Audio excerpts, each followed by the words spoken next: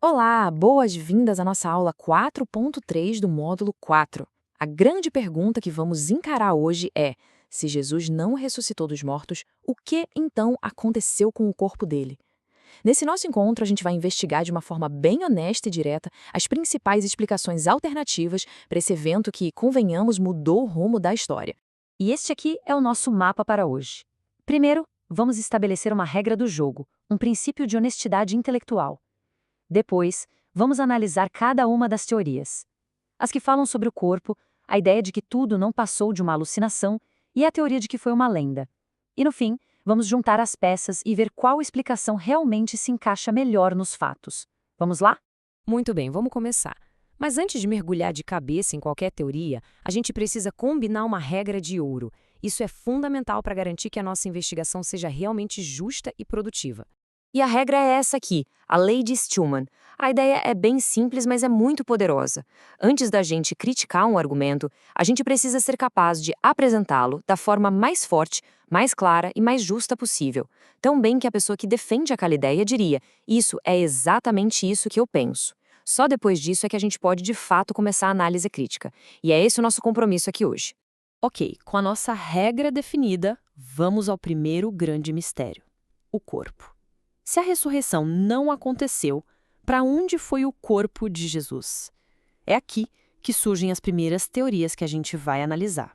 A primeira possibilidade, conhecida como a teoria do desmaio, levanta a seguinte questão: e se Jesus não morreu de verdade na cruz? E se ele apenas desmaiou por causa da exaustão extrema e da dor, e depois, já no túmulo, o ar mais frio e o ambiente o reanimaram? Só que essa teoria esbarra em alguns problemas bem sérios. Primeiro, a crucificação romana era um método de execução brutalmente eficiente. Os soldados romanos sabiam muito bem o que estavam fazendo. Segundo, vamos pensar de forma prática. Imagine um homem que foi açoitado, torturado e pregado numa cruz. Ele teria forças para se desenrolar dos lençóis, empurrar sozinho uma pedra que pesava mais de 1 tonelada e ainda aparecer para os seus seguidores parecendo alguém que venceu a morte? Para a maioria dos historiadores, isso simplesmente não se sustenta. Certo. Então, se ele realmente morreu, talvez o corpo tenha sido levado. E a teoria mais antiga que existe sobre isso aponta diretamente para os discípulos. A ideia é que eles teriam roubado o corpo para forjar toda a história da ressurreição. Mas aqui o quebra-cabeça não fecha. Por que eles fariam isso? Pensa comigo. Esse grupo de homens passou de apavorado, trancado numa sala com medo, para pregadores corajosos que viajaram o mundo. As pessoas morrem por aquilo que elas acreditam sinceramente que é verdade, mas é muito, muito raro alguém morrer por uma mentira que essa própria pessoa inventou. E todos eles enfrentaram perseguição e morte, e nenhum deles jamais disse: ok, pessoal, era mentira. A transformação psicológica deles é algo que essa teoria não consegue explicar. Bom, e se não foi um desmaio, nem uma fraude? E se foi só um simples engano? A teoria do túmulo errado sugere que as mulheres e os discípulos, no meio daquela confusão, da dor, do luto, simplesmente erraram o endereço e foram parar num túmulo que já estava vazio. Essa ideia parece bem simples, mas ela cai por terra com uma única pergunta. Se eles estavam no túmulo errado, por que as autoridades da época, que tinham todo o interesse em acabar com aquele novo movimento, não foram simplesmente até o túmulo certo, pegaram o corpo e mostraram para todo mundo, acabando com a história ali mesmo? O silêncio deles nesse ponto é ensurdecedor. Ok, vamos mudar um pouco a abordagem, deixando de lado as teorias sobre o corpo. E se a explicação for psicológica?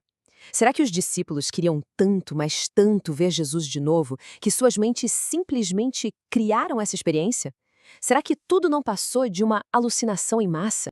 A hipótese da alucinação é interessante, mas ela tem pelo menos 3 obstáculos gigantes. Primeiro, alucinações são, por natureza, eventos privados, individuais. Não existe isso de alucinação coletiva, onde 500 pessoas veem a mesma coisa ao mesmo tempo. Segundo, como essa teoria explica as aparições a pessoas que eram céticas, como Tiago, o irmão de Jesus, ou até mesmo a inimigos do movimento, como Paulo? E o mais importante de tudo, alucinações não movem corpos. Mesmo que eles tivessem imaginado tudo, o túmulo continuaria ocupado. Agora, vamos para uma das teorias mais populares hoje em dia, a da lenda. A ideia aqui é que a história da ressurreição não surgiu do dia para a noite. Ela teria crescido com o tempo, sabe? Como um boato que vai sendo enfeitado e aumentado a cada vez que é contado, até se transformar num mito. Só que as evidências históricas que a gente tem apontam exatamente na direção oposta. A crença na ressurreição é extremamente antiga. A gente tem fórmulas de fé, credos muito antigos, como aquele que Paulo cita em sua carta aos Coríntios, que os estudiosos conseguem datar como sendo de apenas alguns anos, talvez até meses, depois da crucificação. Historicamente falando, não houve tempo para uma lenda tão complexa se desenvolver. Certo, a gente analisou as principais teorias. Agora chegamos ao momento crucial. A pergunta é: qual delas consegue explicar de uma só vez todos os fatos que a gente tem em mãos? O túmulo vazio, as aparições e a transformação dos discípulos. E este quadro resume bem o nosso desafio. Percebe como cada teoria alternativa até consegue explicar uma pecinha do quebra-cabeça, mas deixa outras totalmente de fora e acaba criando mais problemas? A ressurreição, por outro lado, parece ser a única explicação que conecta todos os pontos. Ela dá conta do túmulo vazio, das aparições a diferentes pessoas em diferentes lugares e da transformação radical na vida dos discípulos. É por isso que muitos historiadores concluem que a ressurreição é a explicação mais econômica do ponto de vista histórico. E o que isso quer dizer? Que é a teoria que exige o menor número de suposições e de "e se" para fazer sentido. Não é uma prova de laboratório, claro, mas é uma conclusão baseada em qual teoria se ajusta melhor a todos os fatos históricos que nós temos. Mas, se a ressurreição é de fato a melhor explicação histórica para os acontecimentos, isso nos joga direto para uma pergunta ainda maior e talvez muito mais pessoal.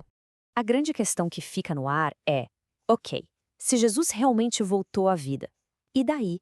O que isso muda para a gente hoje?